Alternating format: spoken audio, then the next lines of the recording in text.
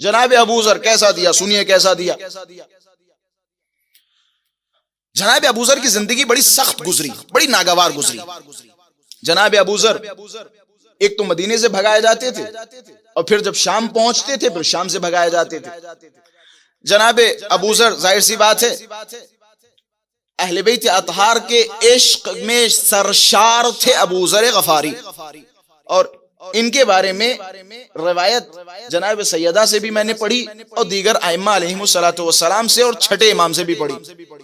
مولا نے فرمایا ابو ذر کا کمال یہ تھا، ابو ذر اشد فی الولایہ والبراءہ، ابو ذر ولایت و براءت میں بڑے شدید تھے، خطرناک تھے۔ خطرناک لفظ بھی استعمال کیا میں نے، کچھ کے لیے واقعاً خطرناک تھے، اور ایسے خطرناک تھے کہ مدینے میں جب محو تبلیغ تھے لوگوں کے سامنے چلا رہے ہیں جناب ابو ذر، جناب کس طرف جا رہے ہو؟ علی اس طرف ہیں، یہاں آؤ، یہ باب علم ہے، باب علم کو چھوڑ کے کس کے دروازے پہ جا رہے ہو؟ تیسرے خلیفہ نے جب ابو ذر کی ایکٹیویٹیز دیکھی، ابو ذر کو بلایا، ایک خط لکھا کہ جناب ابو ذر مسلمانوں کے اتحاد کو خراب کر رہے ہیں۔ خط مکمل کیا، علی ابن ابی طالب کے پاس بھیجا کہ علی انہیں سمجھا لیجئے، بڑا اچھا نظام ہمارا چل رہا ہے، بڑا اچھا معاشرہ ہمارا پروان چڑھ رہا ہے، یہ ہمارے اتحاد کو خراب کر رہا ہے۔ بھیجا کس کے پاس؟ علی ابن ابی طالب کے پاس۔ مولا بھی عجب نہیں مسکرا رہے ہوں، وہ اتحاد کون سا کہ جس میں علی شامل نہ ہو؟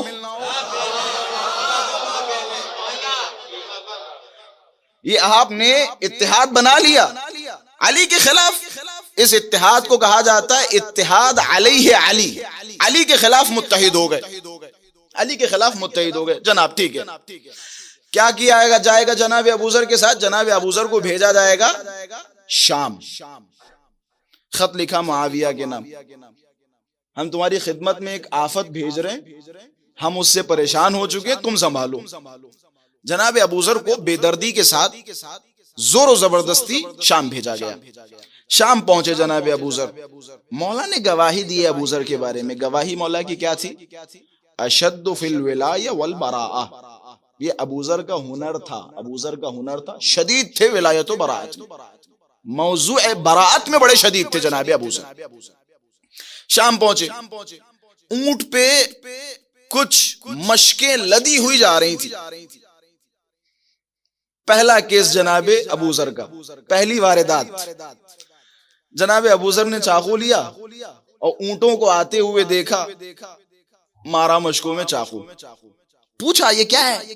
کہ یہ بادشاہ کے لیے بہترین پینے والا پانی ہے، بڑا قیمتی پانی ہے، پہاڑوں کے نمی دنم کن کن جھرنوں سے لایا گیا ہے یہ پانی تاکہ ان کی صحت ٹھیک ٹھاک رہے۔ کہ اچھا پانی ہے؟ کہ جی جناب پانی ہے، اچھا پانی ہے، کوئی بات نہیں، پانی اچھا پینا چاہیے تاکہ ان کی صحت ٹھیک ٹھاک رہے۔ یہ مکتب علی کے شاگرد ہیں، اتنا تو پتہ ہی ہے نا۔ جناب ابو ذر نے چاقو لیا اور ان اونٹوں کے پاس گئے، ایک چاقو مارا، بقول ان کے وہ پانی بہنے لگا۔ جب پانی بہا تو لوگوں کے منہ کھلے رہ گئے، جناب یہ تو شراب ہے۔ جناب ابو ذر نے لوگوں کو جمع کیا کہ یہ بادشاہ تمہیں دھوکہ دے رہا ہے، یہ جو منگواتا ہے یہ پانی نہیں، یہ شراب منگواتا ہے، یہ شراب ہے، یہ شراب ہے۔ یہ بھی پریشان ہو گئے۔ میں نے کہا نا راہ علی امتحان لیتی ہے، راہ علی میں باقی رہنا ہر کسی کے بس کی بات نہیں ہے، ہر کسی کے بس کی بات نہیں ہے، یہاں امتحان لیا جائے گا۔ جناب ابو ذر کا امتحان شروع، یہاں سے خط دوبارہ مدینے کے لیے لکھا گیا کہ ہم تمہارے اس ابو ذر کو برداشت نہیں کر پائیں گے۔ اب کھلا مار بھی نہیں سکتے نا، کیوں؟ کیونکہ کچھ حدیثیں بھی بڑی سخت ہیں جناب ابو ذر کے بارے میں، جناب ابو ذر کے بارے میں کچھ حدیثیں بھی بڑی سخت ہیں۔ رسول اللہ سے ابو ذر کی محبت اور ابو ذر کی رسول اللہ سے محبت اور رسول اللہ کی ابو ذر سے محبت بڑی مشہور تھی، مار بھی نہیں سکتے۔ جناب ابو ذر کو دوبارہ بھیجا گیا، کہاں؟ مدینہ۔ پھر جب مدینہ بھیجا گیا تو جناب ابو ذر پہ نظر رکھی جانے لگی. بعض اوقات آپ نے دیکھا ہوگا کچھ سیاسی لوگوں کو نظر بند کر دیا جاتا ہے, گھروں میں قید رہو, چاروں طرف پولیس لگا دی جاتی کہ جناب آپ کی کوئی ایکٹیویٹیز نہیں کی جا سکتی, آپ ایکٹیو نہیں رہ سکتی, آپ گھر میں بیٹھی. جناب ابو ذر کے ساتھ کچھ اسی طرح کیا گیا. مظلومیت کا عالم یہ ہے کہ جناب ابو ذر علیہ الصلوۃ والسلام کو نہ صرف یہ کہ گھر سے نہیں نکلنے دیا گیا, بلکہ حکم یہ لگایا گیا کہ ابو ذر سے کوئی مل نہیں سکتا. میں ایک مقدمے کی طرف اشارہ کر رہا ہوں, پھر میں کوشش کروں گا تھوڑی سی آپ کی فضا بدلوں. جناب ابو ذر سے کوئی مل نہیں سکتا. جناب ابو ذر نے پھر وہی تبلیغات شروع کی. حاکم مدینہ نے ابو ذر کو پھر سے مدینے سے نکالنے کا حکم جاری کیا.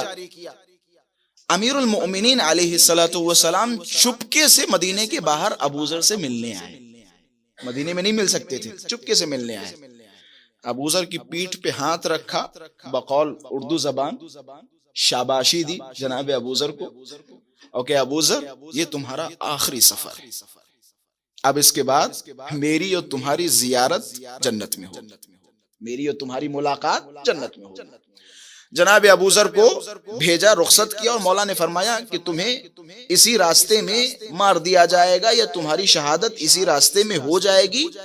ربضہ نامی مقام پر مالک اشتر تمہیں غسل و کفن دیں گے اور دفن کریں گے. مظلومیت کا پہلو بھی بیان کر دوں. ربضہ جب پہنچے, جناب ابو ذر کا انتقال ہو گیا, شہادت ہو گئی. جناب ابو ذر کے جسم کا حال یہ تھا کہ جناب ابو ذر کے بدن کا گوشت کٹ چکا تھا. کیوں کٹ چکا تھا؟ کہتے ہیں جناب ابو ذر کو اونٹ کی پشت پر, اونٹ کی کوہان پہ باندھ دیا گیا تھا. ظاہر سی بات ہے, اگر آپ اونٹ پہ بیٹھے ہیں تو آپ کو اندازہ ہوگا کہ اونٹ جب چلتا ہے تو پورا جسم ہلتا ہے. کسی محمل یا کسی اماری کے اندر نہیں بٹھایا گیا, اس کوہان پہ باندھ دیا گیا. اب اس کوہان کا آگے پیچھے ہونا, اس کی وجہ سے جناب ابو ذر کا بدن کا گوشت کٹ کٹ کے گر گیا جب ان کی شہادت ہوئی. یہ ایک امتحان تھا. کہاں کا امتحان؟ راہ علی کا امتحان. علی کی راہ پہ چلو گے تو تمہارا اس طرح سے امتحان لیا جائے گا. جناب ابو ذر ایک خوش و خرم زندگی بسر کر سکتے تھے, جناب ابو ذر ایک بہترین زندگی بسر کر سکتے تھے, لیکن اللہ تبارک و تعالی نے فرمایا کہ ہم تمہارا امتحان لیں گے. پوری دنیا کافر ہو جائے, پوری دنیا انکار کر جائے, پوری دنیا تمہیں چھوڑ کے چلی جائے, اللہ کی ذات پہ تو کوئی فرق پڑنے والا ہے نہیں, آل محمد کی ذات پہ تو کوئی فرق پڑنے والا ہے نہیں. منتہا ہم امتحان لیں گے, ہم بغیر امتحان کسی کو کوئی مقام نہیں دیں گے.